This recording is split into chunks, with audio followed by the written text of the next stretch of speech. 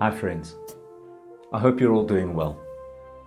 I'm so glad to be able to share this spiritual practice with you. As we begin, I invite you to get comfortable. Take a moment to feel your groundedness on the earth, the life flowing into you through your breath, and the awareness in your own consciousness. Relax, still your body and mind, and open yourself to Spirit in whatever way is helpful for you. Feel free to pause the video until you feel ready to dive into the work of today's practice. And then when you're ready, invite images into your mind of the world as you see it now. Don't try to control or judge those images. Just let them flow into your awareness. Note them for a moment, and then release them to make space for the next image. When you feel that you've done this enough, take a few moments to collate your images into a one-sentence story that reflects how you feel about the world now. You can write the story down in your journal or on your phone, or you can just let the words flow through you. But once again, don't judge. Don't judge your story. Don't try to fit it into any external standard to which you may be tempted to conform. Just allow the story to emerge. And then when you've got your one-sentence story in front of yourself, ask yourself what you would want to change about your story of the world. Where do you fit into the story? What impact does the story have on your life? And what would you prefer to be different? Sit with your thoughts and feelings for a moment, and then invite the Divine Spirit to ignite your imagination as we begin to explore what a different story might look like. And this prayer may be helpful to you. Spirit of God, fill my eyes with a vision of your dream for my world. Fill my mind with the wisdom to see how that dream may become a reality. And fill my being with the courage and strength to do what it takes to live in your country, even as I live in the ordinary world. So may it be.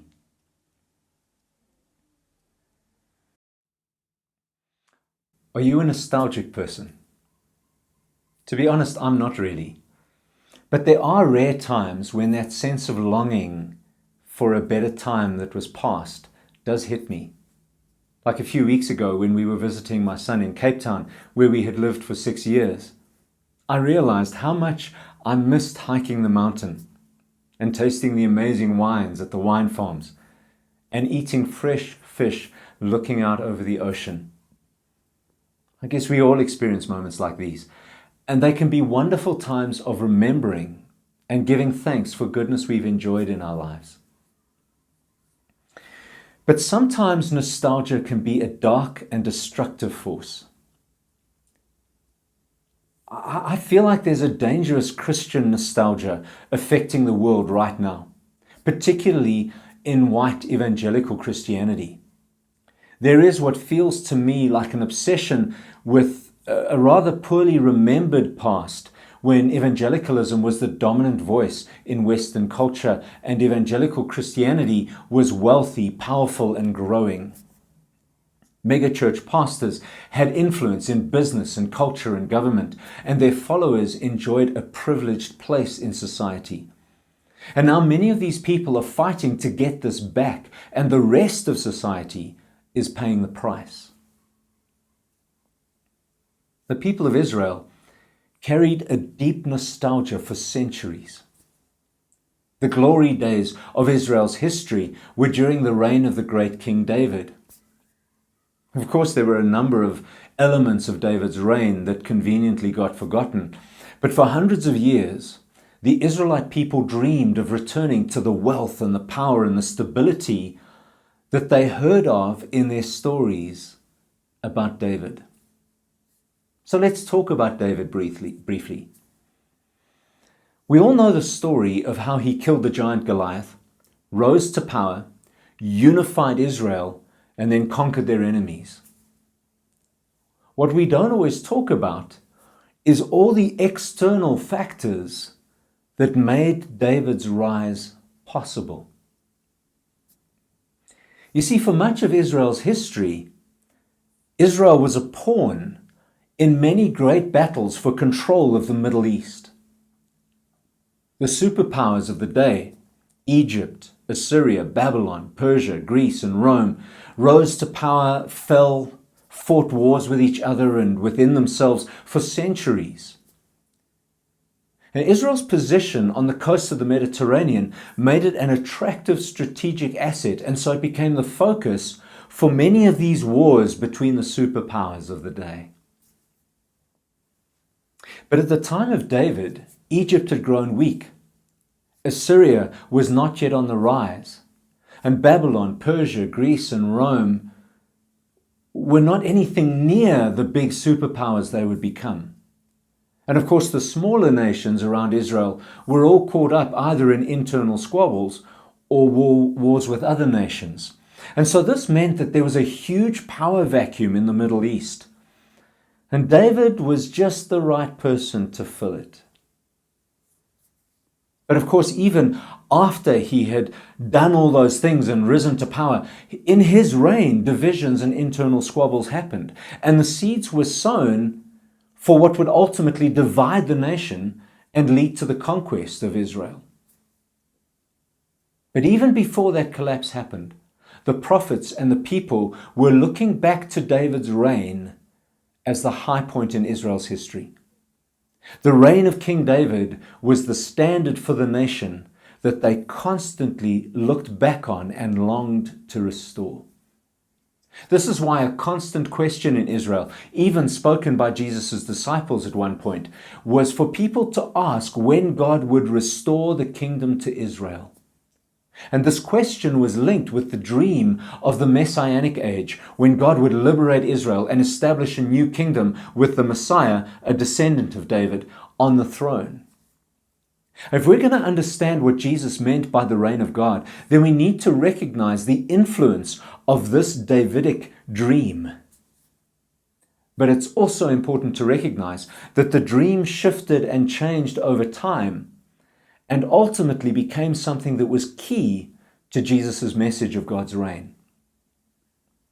See, as we move towards the end of the Old Testament, prophets like the third Isaiah, the anonymous person or group of people who wrote Isaiah chapter 56 to 66, began to picture not just a peaceful and prosperous Israel, but a peaceful and prosperous world. They began to dream that the dream of Messiah's kingdom would not just be for Israelites, but would include every person in the world.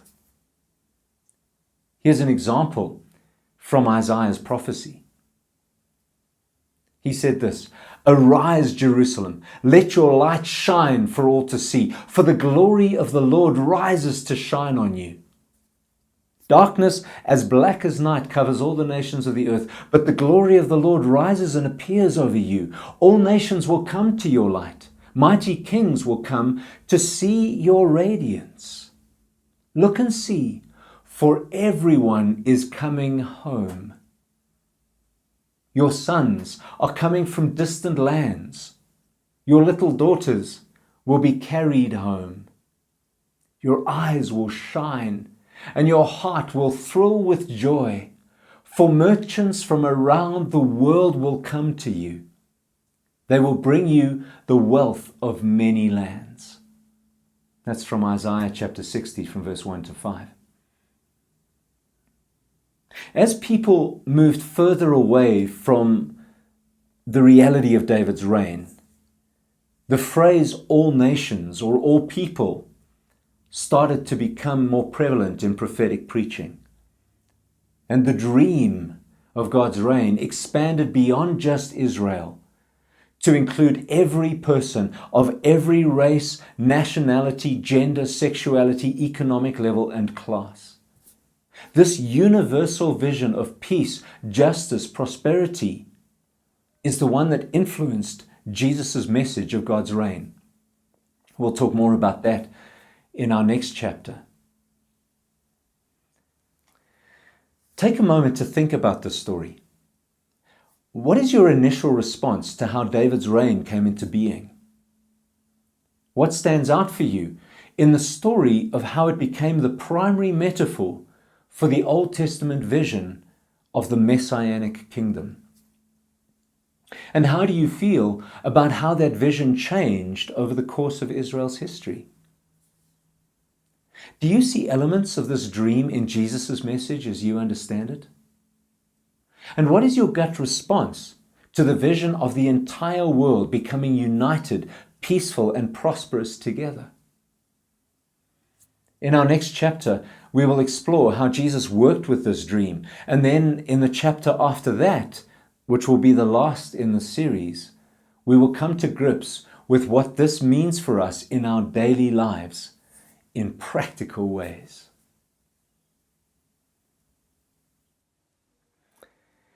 Return to that space of groundedness and stillness that you were in at the start of this practice. Allow a few moments for this reflection to sink into your heart, and take note of anything that stood out for you, that challenged you or inspired you. Now go back to the story you wrote in the beginning of this practice. Compare it to the dream that we've just been talking about. And now I encourage you to write another story about the world. This time, make it a little longer, maybe 1 or 2 paragraphs, and describe the world as you would like it to be. Keep in mind how you see the world now as expressed in the short story you wrote earlier, and also keep in mind the dream that we've explored in today's reflection. And try to make this new story that you're writing now realistic and practical, but also hopeful and filled with possibilities. And again, you can pause the video if you need a while to do this. And when you're done writing your new story about the world, make sure to keep it somewhere close to you so that you can return to it throughout the week, so that you can allow it to fill your heart and mind with its inspiration. And now, as we prepare to return to the practical details of living, take a moment to identify one thing you can do to live as if your hopeful story of the world was a reality now. Think of one thing that can move you a little closer to making this dream real for you, and commit to doing that thing as consistently as you can through the week. See yourself living in this new world of your story. Imagine making the habits and feelings and attitudes of your story the way you actually live now, even though your world, the one you're really in right now, may be very different from the one you've been imagining.